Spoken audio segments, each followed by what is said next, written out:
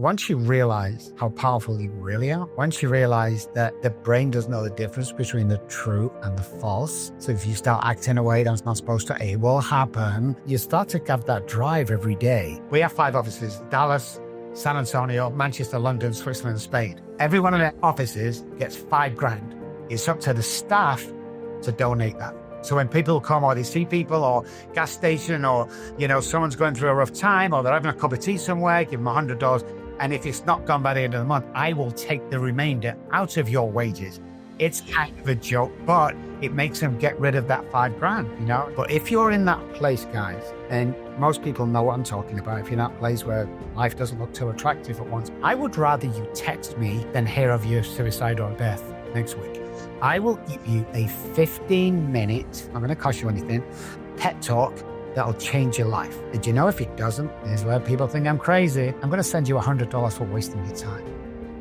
Raw, uncut, and unapologetic. Welcome to Men Talking Mindfulness. The search for meaning and purpose isn't just some lofty ideal. It's a gritty, universal struggle that every one of us faces. Whether you're chasing the elusive big P purpose or finding those everyday little p moments, purpose is baked into the essence of our humanity. Nobody has it all figured out, but understanding this quest is half the battle. To help us unpack this universal mystery, we brought in Dr. Robb Kelly, joining us again today on Men Talking Mindfulness. His third, he's like, you're in a very elite audience here, or group there, Dr. Kelly. We've only had, I think, maybe 2 other people that have gone 3 times on this show. I think he's the only one. I think, I don't know. I think it's close. It's close. Seth and Teresa have done 2. Maybe. That's awesome. Maybe Dr. Shauna Springer, but yeah. Dr. Robb, he's been through hell, homelessness, addiction, suicidal ideations, and Dr. Robb came out swinging with a mission. One thing we love about Dr. Robb, he doesn't sugarcoat it. He doesn't let people off the hook. Dr. Robb, welcome back to the show. Great to see you, my brother. Thank you, guys. Hey, guys, great to see you at home. It's going to be a good one. Might need to sit down for this. Yeah, there you go. Might need to sit down indeed. Yep. I think awesome. Will and I are both sitting down. Sometimes we stand for this one, but we had a feeling this might be one that we had to sit down for. So good to see you, Dr. Robb. Welcome back to the show. Will, good to see you, my friend. Thanks for that intro. And I'll jump in with a couple of real quick announcements. We're doing the Spartan race in October. And if you're looking for a way to get up off your butt and actually do something physical, have a physical challenge, hey, join us for this Spartan race, October 19th. We're going to be in Dallas, or close to Dallas anyway. So head to mentalkingmindfulness.com for all the details. And, if you like to help us as well, help the show, you can become a sponsor. And that's also, the information on that is also on mentalkingmindfulness.com. We sure would appreciate your help in that. And that all said, Dr. Robb, you're familiar with our show. We like to start it off with a grounding practice. So if you feel comfortable joining us, we'd love to have you. We're just going to be one simple grounding breath. So, all right, here we go. So for all of us, the 3 of us here, and for our audience tuning in, go ahead and note your feet on the ground and bring yourself into this space, this time. Exhaling, emptying out, holding empty, and then a nice long, slow, deep breath in, holding full at the top, and releasing. Nice and slow, nice and slow. Nice and slow. Now bring some movement back into your body, wiggling your fingers, wiggling your toes, rolling your shoulders. All right. And let's get into this. Will, I'll turn it over to you, my brother. All right. Well, Dr. Robb, you said before that the problem isn't the drinking, it's the thinking, and we've had George Mumford, he goes, it's the stinking thinking.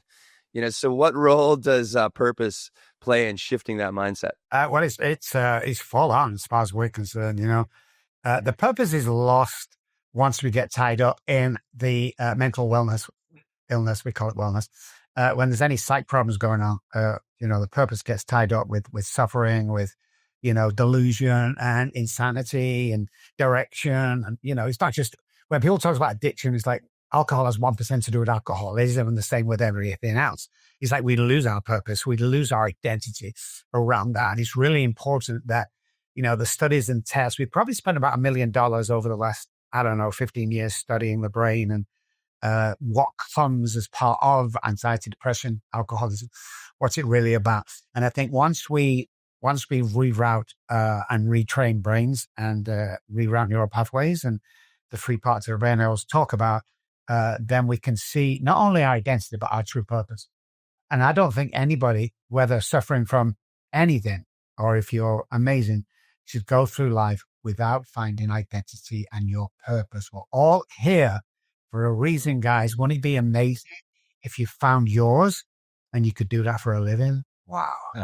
Yeah, right.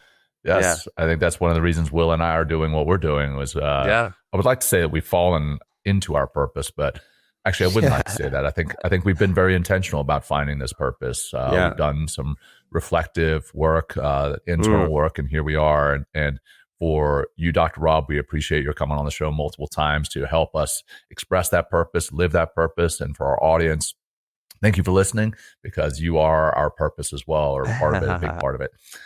So Dr. Robb, so we've had you on the show, but some of our listeners may have missed those previous episodes. You went from Oxford as a successful music career, or with a successful music career. And then you went to complete homelessness, addiction. What was your lowest moment in that? There were two lowest moments. One of the lowest moments, and they kind of are, one would imagine, with each other. The day I came home after the incident with my wife, fled to Spain, attempted murder charge out on me, come back, everything was dropped. It was the time when my wife took my children. So the police there, the services were there, the child protection was there, her mom was there. And I'd been 2 days in a stupor, supposed to be looking after the children for 2 days, ages 1 and 3. They'd not been changed or anything. They took my daughter, who was like 3 years old, and she's holding mommy's hand, 3 or 4. And she said the 3 things. She says, Daddy, please don't go. And as they're walking down the path, this entourage of people trying to protect the children. And I'm at the door crying, one of the officers crying. It's just a sad scene. She turned around again and said, Daddy, please get better. And as they got to the gate, they opened the gate and she turned around the last time and she says, Daddy, please stop drinking. And it was like everything there hit me right there. And it was the worst time of my life. It really was, when we're in the moment, we don't realize how much people are hurting. When we're in the moment, we don't realize that we're insane and it's not us that suffered. I was in a stupor and detox, alcoholism all the time. I never detox. I was always drinking 24 hours a day. So I don't get to see the pain, the remorse, all the stuff, the suffering that I caused. But right there and then it hit me straight away on that doorstep. This is what you've caused and there's something wrong. Now, did it stop me drinking? No. And the other one was on the streets, of course, the first night on the streets, and just sat there going, what the hell just went wrong? It's like, wow, it was so quick, guys. I mean, obviously alcoholism takes its time, but when it happened so quick for me, within like a month, lost the house, the cars, the kid, and I sat on the streets. It was vicious.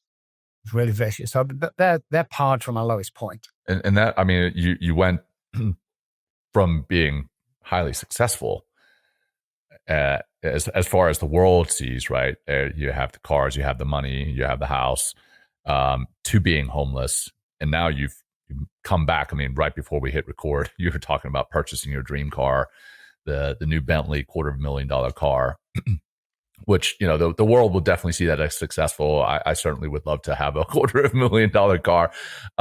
But the other side of success is finding your purpose, which we're here to talk about, right? Finding your purpose, not only finding it, but living it.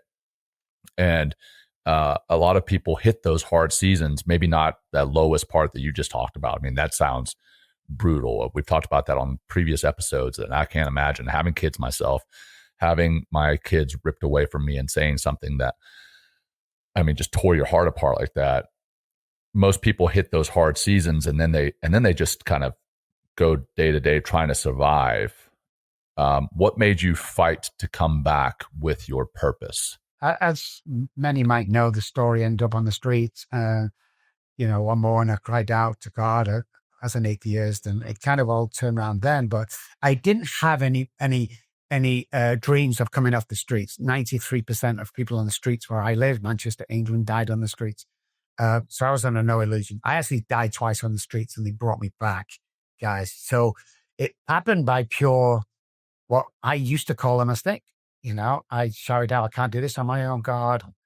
Guy walked around the corner, he took me back to his house, went to a meeting with him, met John, and the rest is history. But I always thought that if I ever got off the streets, you see, when I first got off the streets, guys, on the streets, I was angry. And I was angry at the medical fraternity and everybody else that kept saying, well, just stop drinking. And I couldn't understand why I couldn't do that. If you give me a challenge, I'm going to compete it. I have the addictive personality, with the alcoholic brain. I'm either going to do it or I'm not. You're either present or you're not. There's no middle of the road for me. I can't understand why I can't put the drink down and leave it there. I mean, it could for a day or a week. I think I did 2 weeks at one time, but sooner or later it came back. So only looking back do you realize that all that was a plan.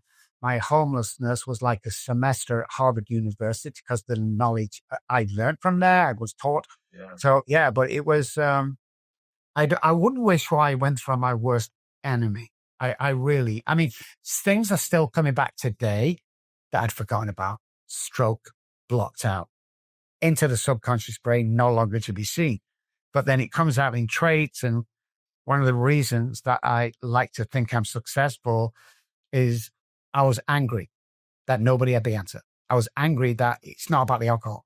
See, I was outside a liquor store once.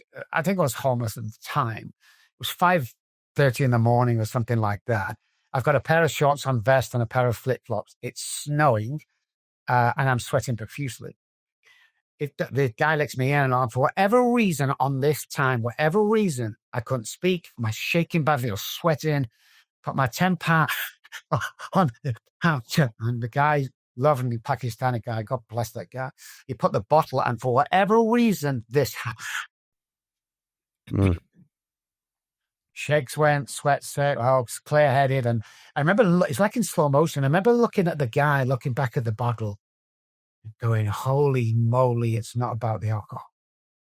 That's my purpose when I came off the streets, is we were the first people to introduce the family systems. You don't bring the family into treatment centers to bosh their husband. Well, he does this. And if you don't, no.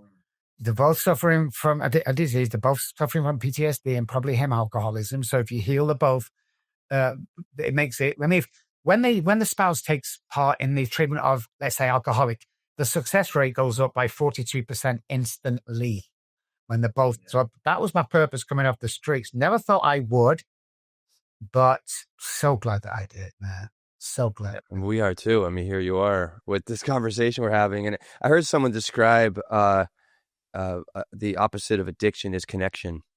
And I was like, wow. I mean, it's like, and that's what, why AA is so incredibly powerful, and still, it's just such an incredible program. And what you're talking about, it's like, bringing people together to support, to love, to connect, to be open, to really, to love, to hug. But let's about purpose, like what can finding a purpose or aspiring to a purpose that really comes from a deep place inside of you, can it change the brain and your neural pathways?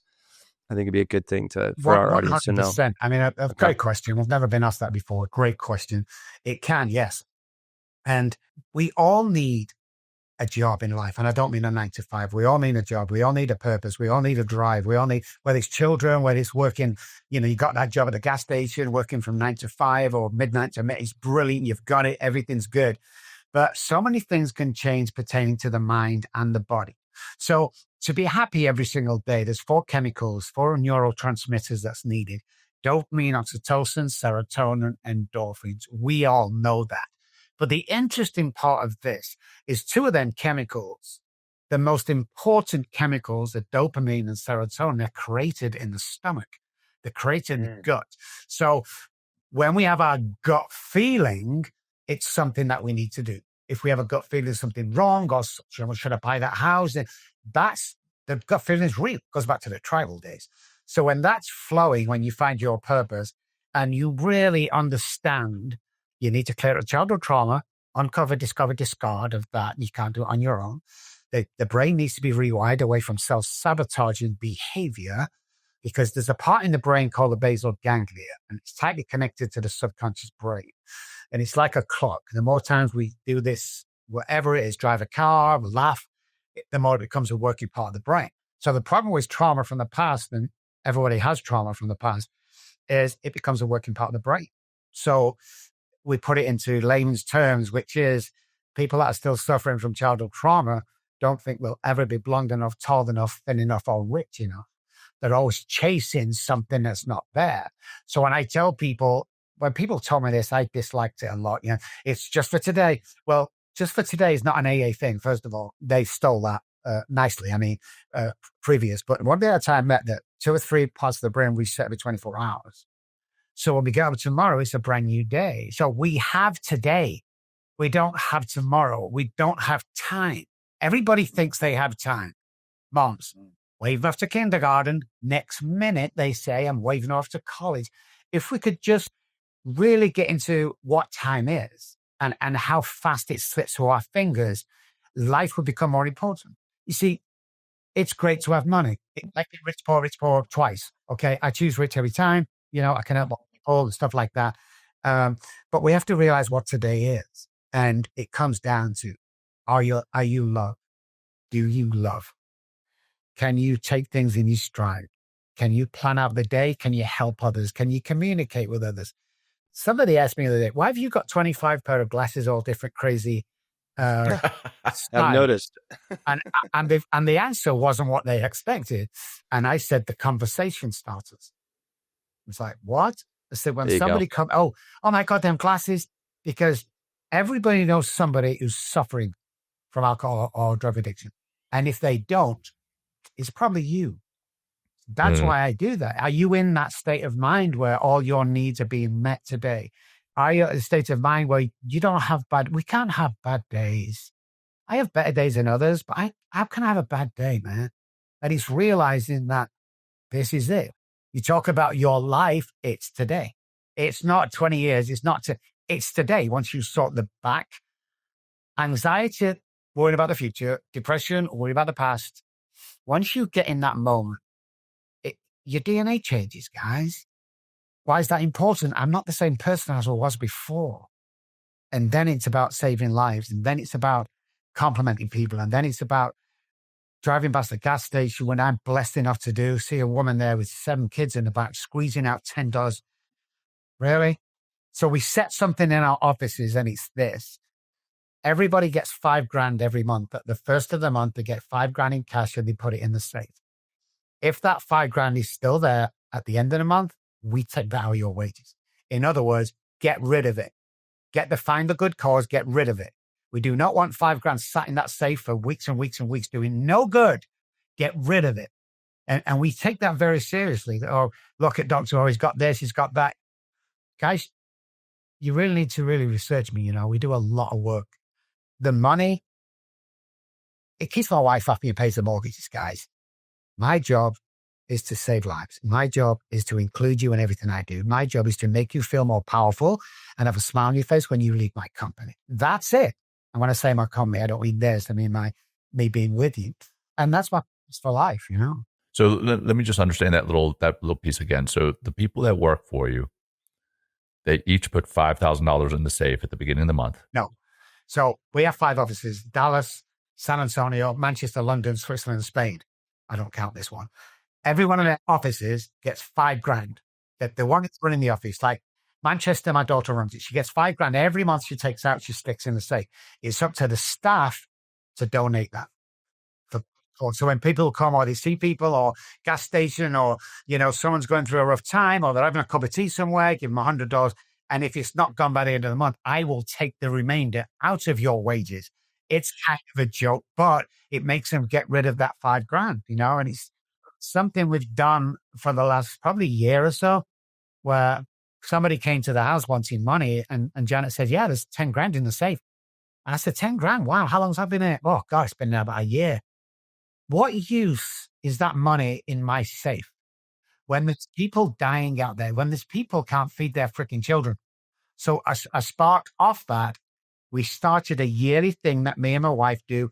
is we call around every school in San Antonio and we ask them, do you have a lunch debt? And at first it was like, why are you calling? We pay off lunch debts around San Antonio. Any school once a year will go in, might be 30 kids that can't eat because the mom and dad can't afford to pay off the debt for the lunch. I was horrified when I heard this. So we pay off lunch debts once a year. Wow. Well, thank you for doing that. Yeah, it helps people. I would imagine that, like, creating that kind of habit or philosophy, and actually, I mean, you almost force it on them in some ways, like, give her the money or I'll take the money. Like, you really start looking outside of yourself to be like, oh wait, how can I help? How can I help? How can I help? And I mean, that's just talk about activating yourself more deeply from the inside, to really connect with other human beings that really need some help. And that $100 or whatever it is, right? Exactly. And that can change that person's life, or just take a moment where, where they realize that there are good humans out there and I'm not suffering so much right now. And maybe they start making different choices that, lead them eventually to their purpose, or at least, to making a different choice that can help them maybe lift themselves into a different situation. I mean, that's wonderful, Dr. Robb. I mean, smart. Where'd you come up with that? How'd that come to you? Yeah, it came to us on the streets and people would give me money. And I thought, without that £5, I could not buy that alcohol that kept me alive. But yeah, it's really, really important for me and all my staff. All my staff are recovering alcoholics, PTSD, drug addicts. We all know what it's like to be there. So we've got to move forward in a way that would change the world. I mean, mine's an easy case. You look at me and, I'm controversial a lot, not today as much as I used to be, but not everybody, I'm sorry. People are jealous about what I have today, but nobody's jealous how I got here.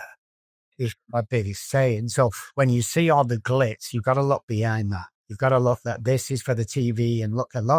When you come into my clinics, you'll see me. You'll see me here till midnight. You'll see me speed into somebody's house, jumping on the jet, whatever we've got to do to help. And there are hundreds of people right now that we're working with.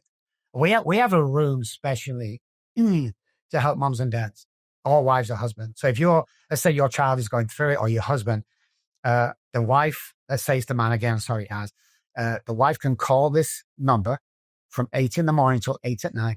and you can chat, you get help, you get advice. It will not cost you a dime. In actual fact, we're probably going to send you money if he's gone off the rails and you haven't got, food for the children. But that phone number is there. There's people manning that from 8 to 8, and you can talk 100 times a day if you need to get through it. It's things like that once you're living in the moment, you realize that makes a difference. Not the car outside. Right. That's the difference right there. That's when somebody can say, you really? And before you ask, Will, that came from my parents. Whereas I was going through, they were on their own. There's two things that happened to me. Is one when my father threw me out. One night they caught me drinking in the house after my marriage had split up, and he threw me out. He said, 10 o'clock at night, he said, son, you got to go. He gave me £10, probably $100 today. And he threw me out. Many years later, I'm having a cup of tea with my mom and dad at the bar with his friends. And I said, do you remember when dad threw me out? My mom said, oh yeah, I couldn't, I said, I never really forgave that man for that long. Mm. And she said, in 52 years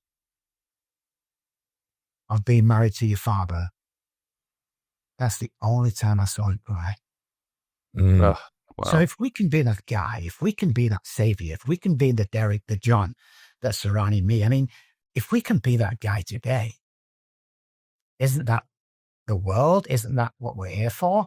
Isn't that, the things that we have around us, material, it's easier to say for me, I guess, than most, but I've been, the homeless thing. It's like, I don't want it all.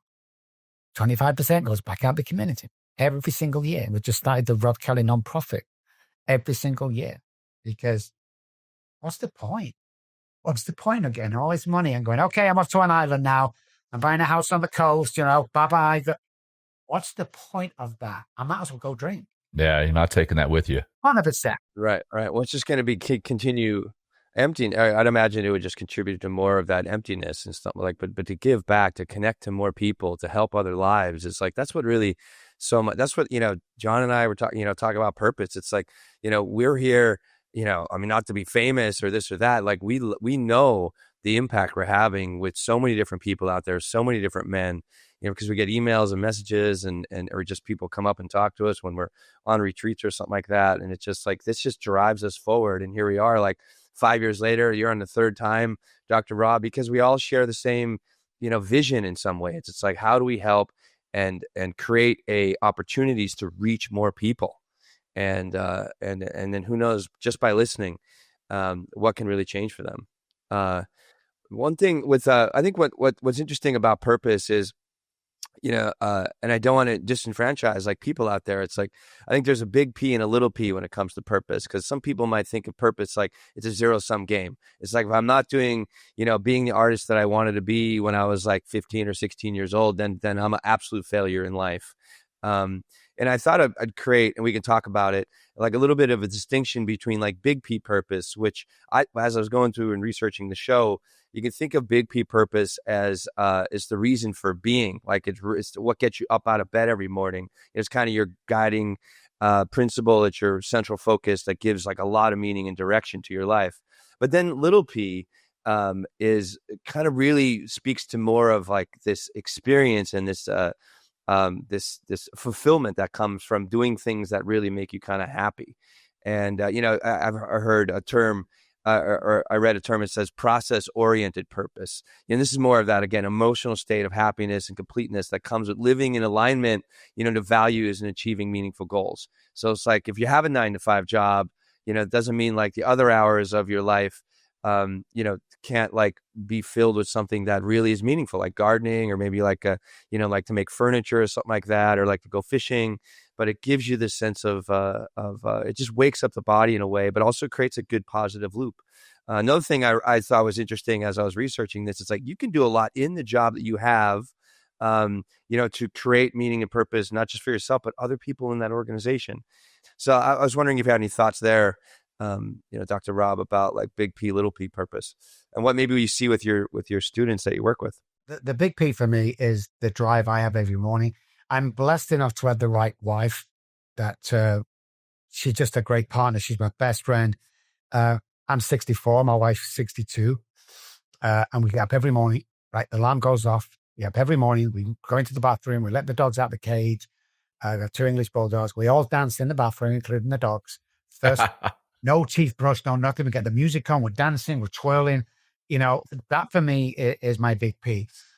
Walking the dogs, letting them off on the grounds, letting them run around. And we're just having a good old time from the time we get up to the time to go to bed. And then we come down to the smaller intimate P's, the smaller P's where today I try and make a difference in everybody. Now, again, I'm blessed. I have a restaurant next door called the Old English Tea Shop, where we serve English food and high teas and pie and sausage, fish and chips, all that. I have a platform of at least 60 people, 70 every day that I can go in and make people's days. And everybody's doing silly stuff. Like mum and dad will come in, first time here. I've got 2 little tots. As they're going out, I'll say to mum, is it okay to give them chocolate? Oh, yeah. And I'll give them a piece of chocolate or candy each as you walk through the door. Now, the kids don't care. They just got it. You're going to eat chocolate. Great. But what does that do to the mums? I've just taken notice of their loved ones. Okay. I've noticed them and now I know their names. And that's cost me about $4 to walk out the door with his candy and cookies and stuff. That's my small P. That's somebody calling and saying, hey, Rob, have you got time for lunch? Yeah, have you got time for a 10-minute phone call? And Courtney Minchie smile. She usually calls, I got this podcast. Are you good with it now? She says, oh, by the way, John and Will, you're seeing them next week. I'm like, oh, very cool. It's like you say, having me here on for the third time as a guest, you look at it from my point of view. I am busy, obviously, and I don't think any other podcast I've been on more than once. But you guys on this, like, we think the same. You're amazing what you do. I love you guys, man. And, wait till I want a bottle of something. I want a bottle of orange juice on my 100th appearance, okay? That's awesome. We got a lot of work to do, John, to bring Dr. Robb back for his 100th show. We got to be in the 500. Just 97 more. Just 97 more episodes. Just with Dr. Robb. Awesome. Well, hey, Dr. Robb, we talked about the big P, the little P there for yourself. For others, finding that big P and that little P. So a big purpose, why you're here. Little P is like why you do the small things that you do. Do you think most people kind of do their life or fall into their life, their living by default? Or do you think they're intentional about designing? Like I read a book and I actually did the workbook called Designing Your Life. I think that had a lot to do with what I'm doing now. At one point I was seeking validation through finding a lot of money or working for a lot of money. And then I was seeking validation through the car that I drove and all this stuff. But we've already discussed that's not it. Yeah, it might be nice to have, but it's not your purpose. Why are you living? And did you find that why? Did you find that big P and those little P's by default or design? What do you think for most people? A lot of people are stuck. A lot of people are stuck in who they've become, being told by previous people, parents, caregivers, who they are. So they get stuck in this Monday, every day is the same thing. You hear people, what day is it today? Once you realize how powerful you really are, once you realize that the brain doesn't know the difference between the true and the false.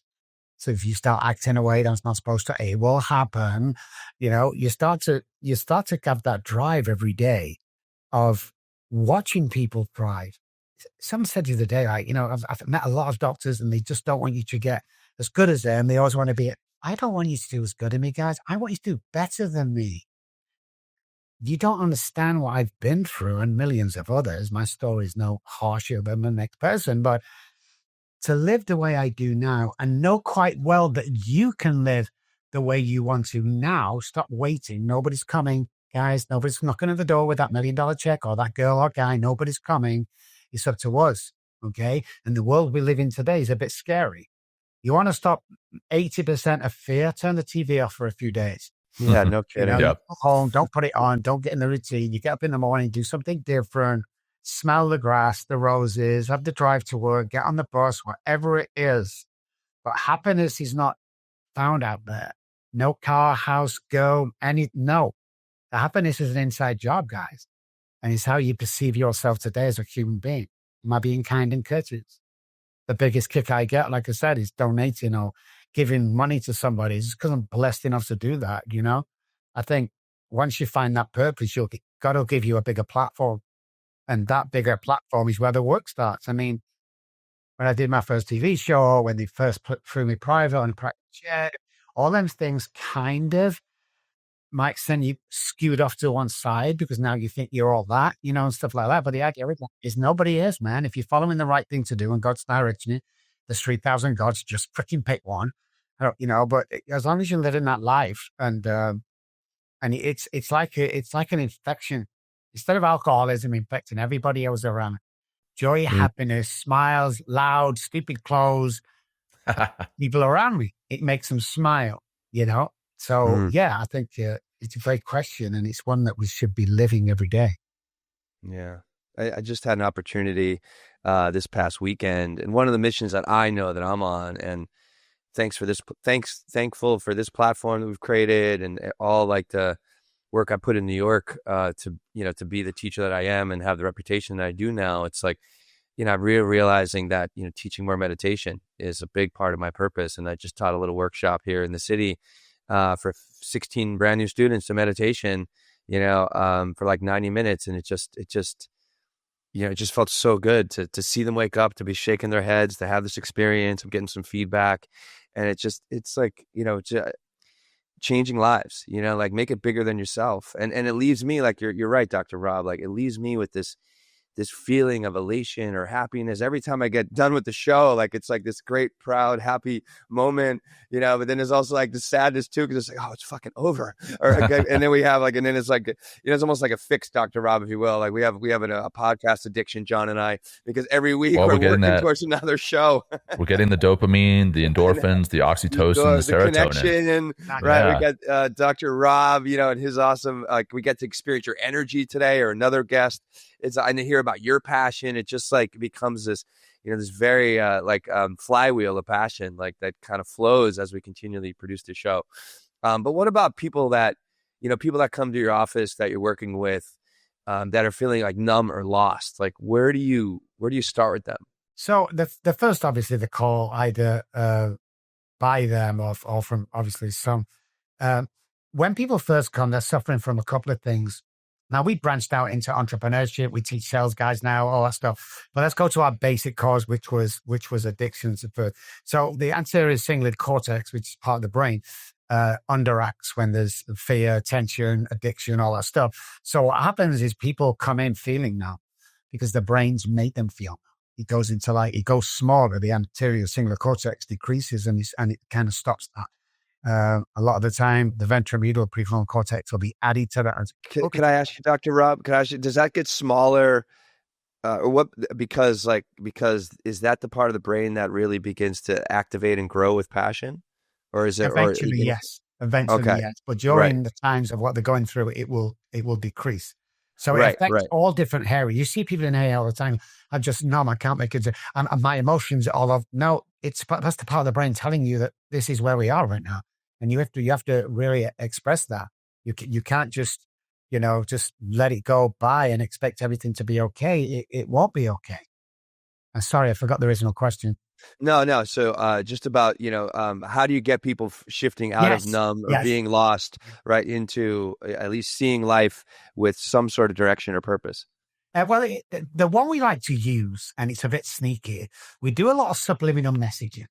So when people come in for the first time, we work in our secret away here. We get names, we get address, we get phone numbers, spouse's name, all that stuff. We're ready to go. And about 3 or 4 days before they come in, my research guys goes out there and they troll him on the internet. You find out what he's into, what he does, and the kids have got, what the kid's name is. So we've got all these background sorted when they come in. Let's say. So what people say, how come I come in here for one session and I feel amazing? I've been going to my therapist for like 2 years. It's like, I'll tell you why right now. So let's say you're in Texas, San Antonio, you're a Dallas Cowboys fan. We'd found that by all your social medias. Okay, you've been to a live game 3 times, you usually watch it on TV. When you drive into our complex in the car park, you'll get out and there will be a discarded cowboy kind of coat or cowboy bear or whatever it is in the, like a hat, so in the head so you can't see it, but subliminally, you can see it. You take notice of that. You walk to our door, you buzz the bell, opens up. There's the girl in the Cowboys shirt, Cowboys t-shirt. And then, oh my God, you love the Cowboys? Oh yeah, we love the Cowboys. He comes into reception. There's a Cowboys game playing. It was one of the best games he'd ever played. And now he's looking at it and he's getting familiar. And all of a sudden, anxiety's going and the fear's going. And then another girl comes out. Would you like a cup of tea, coffee? If it's water, we've had the logos Cowboys put on the water. If it's coffee, we get the mugs with Dallas Cowboys on. So automatically now he feels as if he's part of the team because he feels validated. He feels wanted and loved. So by the time he comes in to see me, he's ready to go. And he can't, but it's like, wow. So that's how we start it off. And I think most people's troubles, I know most people's troubles is the past, is the trauma that they're stuck in, the childhood trauma. Once you give them a glimpse, and we will go to any length. Let me tell you something. Was in Dallas office. He was a young kid, 19 years old, never have a girlfriend, slight Asperger's. Mom and dad were awesome. What he'd helped. It's the first time he was Alzheimer's. He always wanted a girlfriend, but never had the confidence to get one. It's decent looking like, We hired part of Trinity Hall, which was an Irish pub. We blocked off half of it in there. Okay. Marius, the owner, brilliant. We got 12 actresses in and we sat them at all these tables. The stage was set. They all knew what was going on. The key word was Mustang. So if we sat at your table, you had to say, I've got to go down and put more money in. I don't want my Mustang being towed. So we went in the bar. We're still at the bar, getting drinks, orange juice and stuff. And I said, listen, if you had any choice of any girl in here, let's say, because you look better looking than you think you are, which would it be?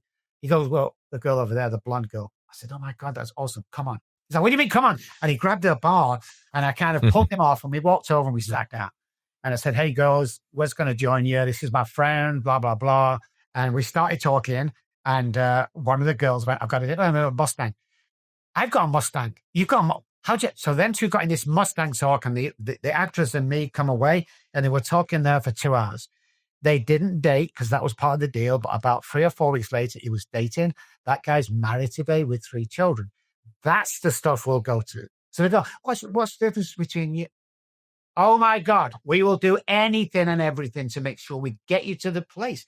Because one thing we can't do is tell lies. One thing we can't do is say you're amazing when you're not really amazing. Oh, you're absolutely a stud and you should be a movie star when you don't look like a movie star. We can't do that. We can't hype you up into something you're not, but we can create that guy. Everybody's changeable. Everybody can live the dream. Everybody can do whatever they want to be or whatever they want to do. And years ago, when I came to America, I used to say, you can be anybody you want to do. And the first thing most Americans said was, I can't be president of the United States.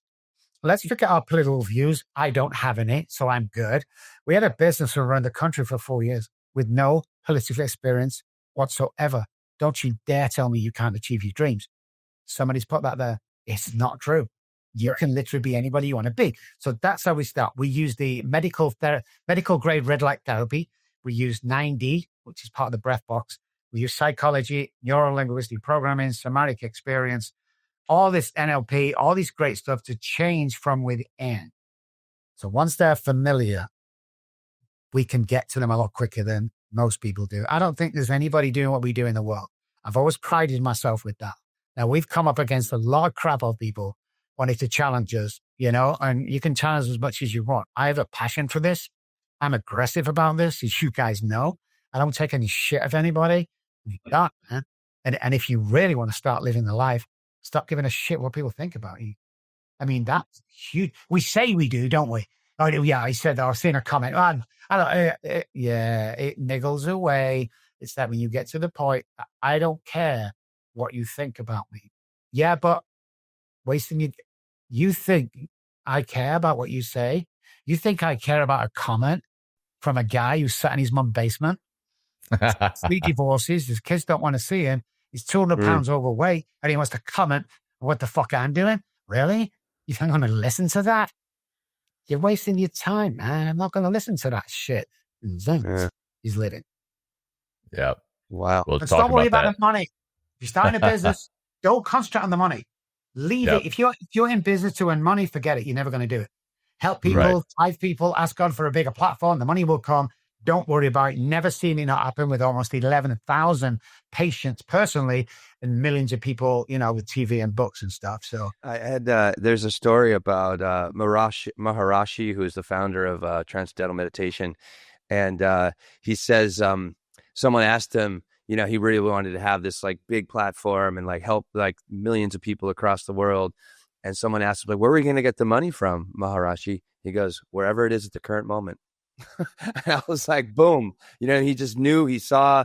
I think it's that once you really tap in to purpose, because again, as we've already stated, it's bigger than you, right? You're tapping into the heart, and the heart just has amazing ability and frequencies and messages it could send out there into the world that we're not even aware of, how it even communicates, but it does.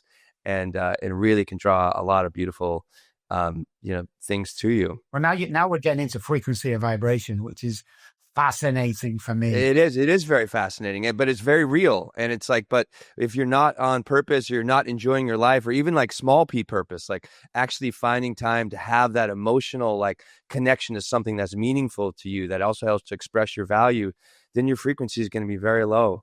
And you're going to, instead of attract things to you, you can actually be repelling things away, because you're probably going to be living with a lot of limiting beliefs, a lot of negative thoughts, and that is going to translate into negative vibration. That's just going to, keep things away from you, and almost like a kind of a bug repellent of purpose, if you will. Yeah, John, where do you want to go? Yeah. So, the show is Men Talking Mindfulness. A lot of what we talk about is masculinity and how society potentially forms what masculinity is supposed to look like. And I want to talk about men and their purpose. What do you believe, in your opinion, Dr. Robb, is the biggest lie men are told about purpose? And then I'll add on to that. You say that the answer is in action. What kind of actions start moving people toward their purpose. So what's the biggest lie that men are told? And then in action, what's the kind of actions that people can take to start moving toward their purpose? With all our research we've done with thousands and thousands of guys coming through the program, it's 90% have not been validated and not been approved because men don't do this. So the biggest lie I see is men don't have feelings. Men are supposed to be this tough guy, and you can be a tough guy. I tried that. It didn't work well for me. My feelings were dead. I keep drinking myself to death. But yeah, I think the lie is that once we, and I don't mean, and cut me off if I can't, I'll cut this out, whatever. But we're not doing men in dresses over here. We're not doing cry rooms. Okay. The man is to protect. The man is there. My wife is a beautiful woman. She's very independent. At the end of the day, I'm there to protect and provide for her. That's just the basic instinct of man, to go out and do this. I think men need to stand up and stop sitting down. Just stand up and start to be leaders. They just start talking a little bit, holding your chin up a little bit, standing a bit taller. They're taking that lead so that other people can look at them. And the one thing I don't like, and guys, if this is you, don't worry, we can work with you on this, is weak men. I do not like weak men. I like people that stand up, say what they're going to say powerfully, and march on and lead people to where it's supposed to be. I think men have kind of lost the way. And how do you define a weak man, Dr. Robb? You just described like kind of, leader, but somebody that never does anything, somebody that, can't lead, somebody that, doesn't have a purpose, somebody that moans and complains all the time, somebody that doesn't want a job, even though it's been offered 10 or 12 times, but always got something to say about it, always complaining. Them guys, the guys that you can just look at them and you're like, you could be so much more. But childhood trauma hits men more than women because everybody wants to talk about the feelings when it comes to the women.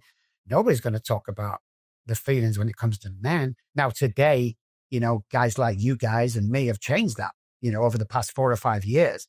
And I think we're seeing men rise up again and start taking flight.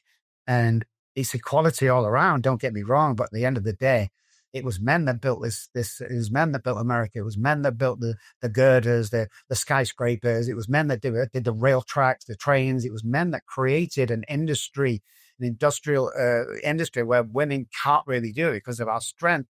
And I think that going back to that purpose is like, we need to be stronger, guys. We need to get thicker skin. We need to do our own work, sit down with another guy or girl, do our work with somebody who knows what they're doing about, so you get whole. Once you get whole, you stand up and be counted because we're waiting for you, man. We're waiting for you. This is too much work for us. There's probably, I don't know how many millions out there in our position, guys, like I say, you guys and me, that can stand there and honestly say, I take the role of a man. I'm powerful. I'm intelligent. I'm good looking. I'm a leader. And no matter what happens, you connect with God and he will direct you to wherever he wants you to be. And I think that is, and the action around that, of course, is we have a 7.3 rule in this place. And that is that if you don't move forward to something that you've decided to do in the first 7.3 seconds, it's gone. It's the split in the neural pathway. So the 7.3 seconds. So if I'm sat on the sofa tonight, I have a big bag of chips, which I don't eat, big can of Coke, which I don't drink. But let's say, for instance, I'm with the wife, I'm watching TV and Arnold Schwarzenegger comes on. And I turns to the wife, go, you know something? They're going to go into the gym tomorrow. I know it. She knows it. The dogs know it. Even the cat walks past and goes, I don't think so. Because I'm not going to go. But in that 7.3 seconds that I've said that, if I get up off the couch, go to the bedroom, put the sneakers and stuff in, I take that to the door, either in my car or at the door I'm going to go out tomorrow morning, there's a good chance of me doing it. So that action needs to happen. Everything, these ideas that you get, guys, I had a dream last night, I was ruling the world. They're not dreams. This is what you're supposed to be. But we block it off. We're very good at putting brakes on imaginations in this world because of past traumas, and if we make one mistake, well, my dad was right. He told me I'd never amount to anything. It's like, we've got to stop that. We're not doing that anymore, guys. Do you know how many times the Beatles got turned down? Do you know how many times J.K. Rowling got turned down? She was told to go home, go on government benefits, look after your children, stay in that hellhole because women do not write novels. And yet she's the first woman billionaire ever. So that when you have something that doesn't work out, there's something better coming on. But what you can't do is start sitting down and, feeling sorry for yourself. And I'm having another bad day. People, when they come in here, go, Doc, I've had a bad day yesterday. let me stop you there. Was it really a bad day? Or was it 5 minutes? You're strung on all day? Because I'm betting it was the 5 minutes. Come on, we've got to do better than this, guys. We've got to do better than this, and the world to be a better place. Agreed. And I just want to give a little shout out to all the women out there too. I don't want to be like, oh, it's just a patriarchal, podcast. You know what I mean? Hey, like everyone's had their role in order to make this country that way that they have, and it's just like women just look a little bit different, like their job or like just their role typically in society, not like they can't put a building up with us, you know what I mean? That they can, but most of them don't, right? They have their own role in a lot of ways. And they definitely nice cross that over changing. and blend. And, it's nice. It is. Sure. I'm talking 20, 30, 50 years ago when. Of course. Yeah. And I just want to lay some content. Yeah. And our producer is like, don't be afraid to push back, Will, if you see something, hear something. Like, I'm not just pushing back, Dr. Robb. I just want to give a little tribute to the women out there because they make a big fucking difference. I also want to do that because we talked about one thing we don't like is weak men. Mm-hmm. And then we define what weak men, what that looks like. And we're not talking about necessarily physically weak. We're talking about those who aren't ready to step up and be a leader. Not everybody can.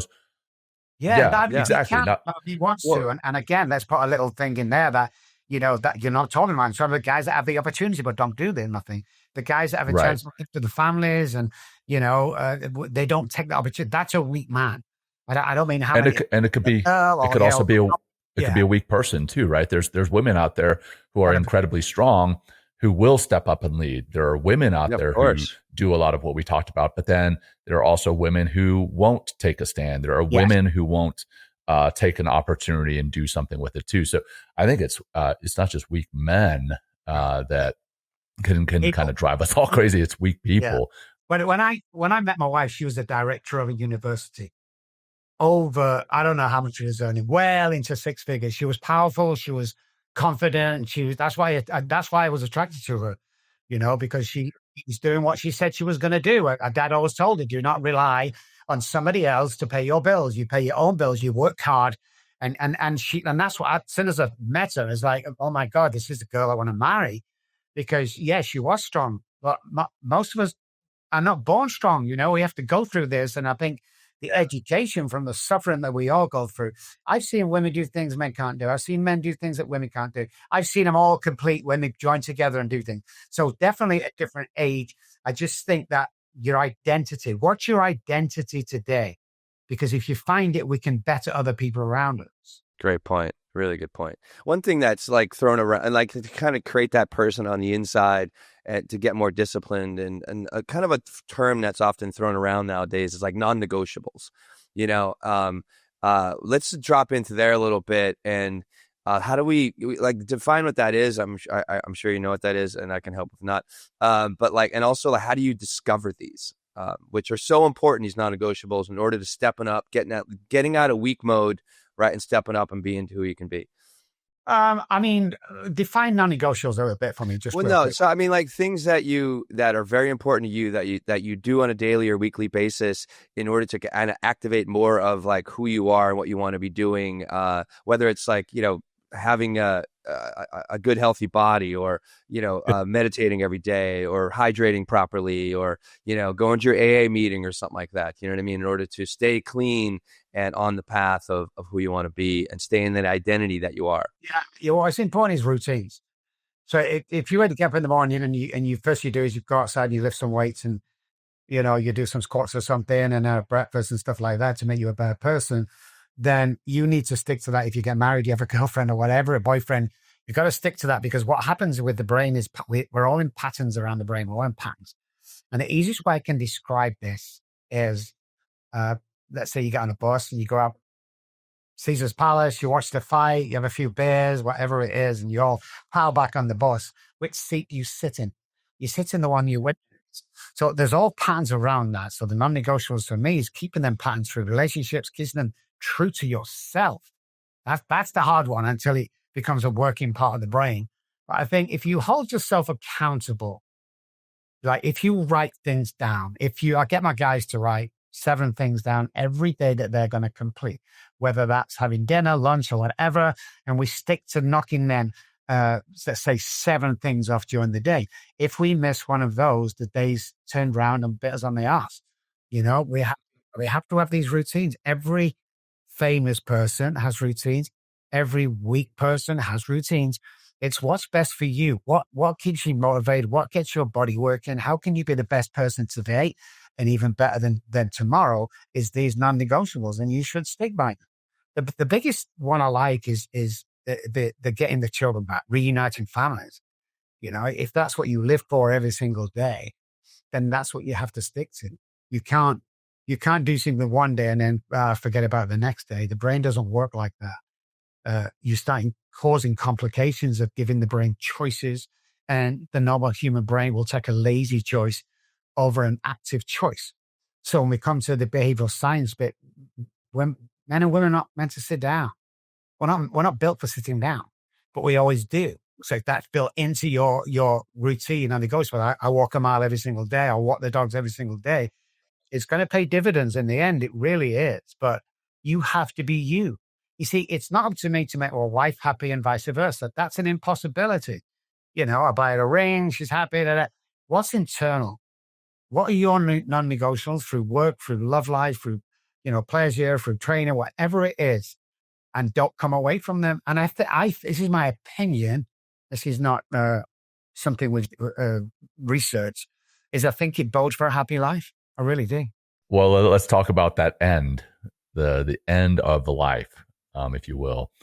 For each of us, Will, you, me, Dr. Robb, what do we want people to say about us at our funeral?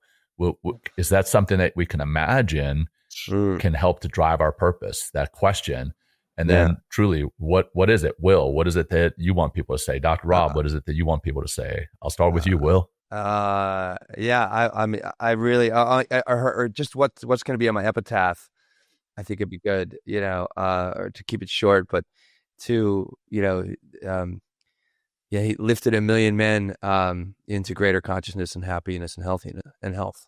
Like that's where I want to be, and that's where I want. And at my funeral, I want, people to be saying nice things and to be further the connection that I've tried to connect within themselves. Maybe new friendships or something like that at my own funeral or something like that. But lots of joy, lots of happiness, and that's where I want to be. That was a long epitaph. Well, I'm just fucking with you. I'm gonna have a long one, John. It's gonna be like 150 feet high, dude. All right, carved in the stone. There you go. A monolith for my students. There you go. What about you, Robb? Casting the shadows on ours, John. Right. Yeah. Mine's pretty simple. I mean, I just, he helped a lot of people. That was it. He's a good guy, helps a lot of people. You can become quite controversial with doing what I do. You can certainly have lots of haters when you platform. But I know this. I believe in God. I believe God saved me off the streets and he guides me every single day. When I get to heaven and I get led and God's stood there and I get introduced to him for the first time in real life, I know what he's not going to ask me, guys. He's not going to ask me, how much was that Bentley? How much was the lived? He's not going to ask me that, guy. He's going to ask me one simple question, I believe. How many people did you help? How many people did you bring? That's what he's going to ask, man. And I want a big number. I want a big number. If we get to over 1 billion, I mean, that's what I'm aiming for, but with TV and stuff like that. But sure, he helps a lot of people. Well, I mean, you should break that number with this episode alone, right? I mean, yes! 1 billion people at least listen to this. Absolutely, good catch. All right. Well, I'll say, there's that saying that the purpose of life is to plant. What is it? Plant trees under which you will never sit, or something like that. Under which shade you will never sit. Something to that effect. I would love people to say that I planted a lot of trees for a lot of other people to sit under. So I love that. I think that's going to help us define our purpose, right? Is figuring out what we would like people to say at our funeral. I think that's a great way to kind of frame that for people. Will, I'll turn it over to you, my friend. Yeah. Well, last thing, Dr. Robb, like what's like one truth that you want to like burn into everyone's mind and ears today from this episode about purpose? Everything and anything is possible. And, people don't believe me when I say that. It's quantum physics backs us up. That's the science, guy. It backs us up that everything's possible. You remember, you probably won't remember, but this guy called Roger Bannister in England. Oh, yeah. 4 Minute Mile. Oh, he was. Now, before that, it was unheard of. Once he did it, everybody started to do it. So let's try and break the 4 minute mile today, guys. Yeah. Love it. And that's exactly. At one point, I ran track and cross country growing up. At one point, my coach, this is back in 96, 95, 96. He made me memorize some of the top runners in the world, all of whom had broken the mile or the 4 minute barrier. And since then, many, many, many others have broken it. I sure would hate to try to remember that list today. Because once it was broken, once people stepped on that track, knowing that it had been broken, they could move forward. And everything is like endless from there. It's like, what else? Look at the Wright brothers. They were almost put in an asylum. We can't. They did it. And look at aviation today. It's like, I want to be one of those. Like, we pride ourselves on being the leaders of what we do. We're innovative. We're years ahead of our time. It's stuff like that gets me excited today. It's like, God, it's never going to happen in my lifetime, but people are going to say, oh my God, that guy was good. He was years ahead. His treatment, oh my God, why did we listen to it? It was amazing. I want people to say that as well. It's just like, we're never going to get it. Beautiful what you said, John, is we're never going to sit under that tree and get that shade. We're not going to do it. We're not meant to it. Right. Others will. Right. Others will.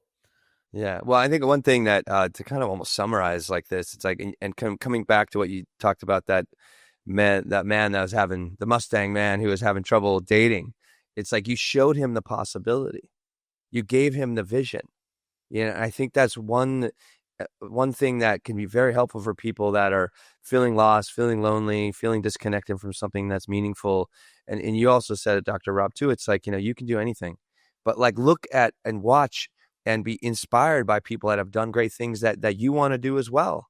Listen to their story, read their books, get out there and then start taking those steps. And you got to get off the fence, and you got to take, and it doesn't even matter, like, do the best you can with the first step you're going to take. And it's going to be a very rocky start, but just keep going and then get help. You know what I mean? Ask for help, go into some sort of group if you need to stay inspired, to get those questions answered. And it's one of the reasons we had this show today, Dr. Robb, was like, we did an episode, I guess in season, I don't know, 3 or something like that, or early on for year 2 or 3, on finding purpose. And it really ranked very high amongst all the episodes that we've had, because it is something that a lot of men and a lot of people are struggling with. I always say one thing, but to my patients who go, when they don't believe in themselves, and I say this to them. So here's what we'll do tomorrow. I want you to bring all the evidence that you can't do this. I'm going to bring all the evidence that you can. And when the judge locks you up for contempt of court, you might believe me, because you're going to turn up with a piece of paper. I'm going to turn up with 400 boxes full of paper that you can do it. Because I've seen miracles every day. I've seen people taken to places they should never see. One of my biggest days is, let's do shit we're not supposed to do, guys. I'm not supposed to. Really? You come from the projects and homeless, and you can, let's do shit we're not supposed to do. And that's the title of the show, this episode. Let's do shit we're supposed to do. Boom. Absolutely. Well, you also talked in the green room, Dr. Robb, about, there it is. I was going to say, yeah, you're going to give some books away. Apparently, you want to give to our audience. This is Dr. Robb's book is called Daddy, Please Stop Drinking. You talked about it earlier. I guess that's your daughter that said it also on. Yeah, let's do it together while I got a photograph. Hang on a sec. All right, there you go. Put it up, there you go. I got beautiful. Yeah. It's just editing. But what we'll do, this is real quick. That's my daughter, Daddy, Please Stop Drinking. Who now, as of 4 years ago, after 30 years of estrangement, is my lead therapist in my Manchester office. Oh, no way. I don't know whether I was there last time. So a couple of years ago, she got in contact, middle of the night, Dad, I want to see you. We flew over there. After 30 years, I was so scared. I was crying with my wife, walking around to her house. We got outside and I couldn't knock at the door. I just couldn't. All this bad, what kind of father was you? And she opened the door unexpectedly, and we hugged and we cried. What feel like 10 hours was probably 20 seconds. And she took me by my hand, guys, and she walked me into a living room and she handed me my 3-month-old granddaughter. Oh. Right there. There's no when you're doing the right thing, man. The rest is de minimis. It really is. So that's her there. That's me on a visit, wasted completely. So it's a fun book. It's an educational book. There's some good black and white photos. It's wrote as if my daughter has wrote it. So the gaps inside that don't make sense is freaking awesome. Giving just for this show, though, guys. Okay, so how are we giving those away, Dr. Robb? Well, anybody that mentions the show, anybody that mentions John, Will, or myself, you can either message me or the guys or the show or message me or come and get the Facebook or whatever you want to do. If anybody hears from 10 people going forward, I'll send you this. I'll pay for the shipping and everything on one condition. You've got to give it to somebody else when you're finished reading it. And then give me feedback. You know, it's an amazing. We've sold a lot of these books. Okay, we have never took a dime from these because this wasn't made to make money. It's like you'll never see me on programs. Hey, so listen, call me because I can help you. Okay. No, the podcasts are not about that for me. Can you give shit away? All right, and can we save a life? I don't give a shit if anyone calls me or not. It's not. I don't care. I mean, I don't mean that coldly. It's like, it doesn't make a difference if you do and you come on, great. But we're not in there for that. If I can give stuff away, you know, and we're starting the nonprofit soon. So in a couple of months or whatever, you find yourself in a really shitty situation where the wife's left or husband's left, you've got no money or something, call us, man. Because you can bet we'll have a donation for you that might change your life. Yeah, and I think last time you actually gave out your number. I did. Yeah, I did. For people to text you and call you, and I've done it, and he responds. So I don't know if you're comfortable doing that again, Dr. Robb, but I'll throw it over to you. I almost said it already, but yeah, guys. So here's the deal. The biggest one for me, and it goes back to the men, is: are you doing what you said you're going to do, or would you just do it for show? Are you the same guy off? You know, when I'm walking around and there's nobody around, I drop a piece of litter on the floor. Do I pick it up and put it in the trash can? I want to be that guy. So 214-600-0210 is my personal cell phone number. Now, let me preempt to that by saying this. I am very busy, but if you're in that place, guys, and most people know what I'm talking about, if you're in that place where life doesn't look too attractive at once, I would rather you text me than hear of your suicide or death next week. I will give you a 15-minute, not going to cost you anything, pep talk that'll change your life. And you know, if it doesn't, this is where people think I'm crazy. I'm going to send you $100 for wasting your time. How's that? Wow, that's beautiful. Thanks for sharing that again. Give it back, communicate with people, compliment people, guys. And we'll finish on this classic that I always tell in conferences. Guy goes to the Golden Gate Bridge. He jumps off and commits suicide. The police get there. They pull him out of the water. They find his identity. They go back to his apartment to try and find next of kin. What they found was a letter on the kitchen table. And it read, I'm going to walk to the Golden Gate Bridge and throw myself off and commit suicide because I just can't live anymore. The walk was an hour, by the way, there. Unless, on the way there, anybody smiles at me, says good morning or hello, and I will stop dead. I'll turn around, I'll go back, and I'll try again tomorrow. Question, guys. How many people have you walked past today that's heading to the Golden Gate Bridge? Wow. Oof. Yeah. Wow. Yeah, that's very true. Yeah, I don't know how to wrap it up aside from that. I see a lot of lonely people in New York. Just really quick, Dr. Robb, how come Instagram or how can people find you? I think the easiest way for everything is if you're listening, not watching, I spell my name with 2 B's, ROBBKELLY.com. All the socials are on there. Come and say hi. Come and message me. You know, I do a TikTok every morning at 8 Central time. We have a massive, like, sometimes we get like 14 viewers. It's amazing. We know what that's like. If you stumble upon us, you know, I'll be there. I'll be there, guys. Awesome. Well, Dr. Robb, this has been fantastic. Thank you again for being with us. And we only have 97 more episodes before we have to give you a big glass of orange juice. Yes. a bottle of orange juice. Guys, we'll spring for the good stuff. I love coming on here, guys. You know that. And I want to thank you. So now everyone's listening is for what you do, guys. It's absolutely mind blowing. People see you on here week out, and you're laughing and we have fun and stuff like that. But at the end of the day, man, the millions of people's lives that you guys save with the ripple effect is beyond anything that I could ever do. So, you're professional, you're amazing. I admire you guys, and I thank you for all the people you've helped. Thank you, brother. This Appreciate is our way you. of saying hello. So, all right. And smiling. And smiling. Exactly. Well, Dr. Robb, pleasure. John, always a pleasure. Everyone that's listening, thank you. And share this, share this with somebody. It can really maybe brighten up their day and bring a smile, and maybe they can come back and try another day.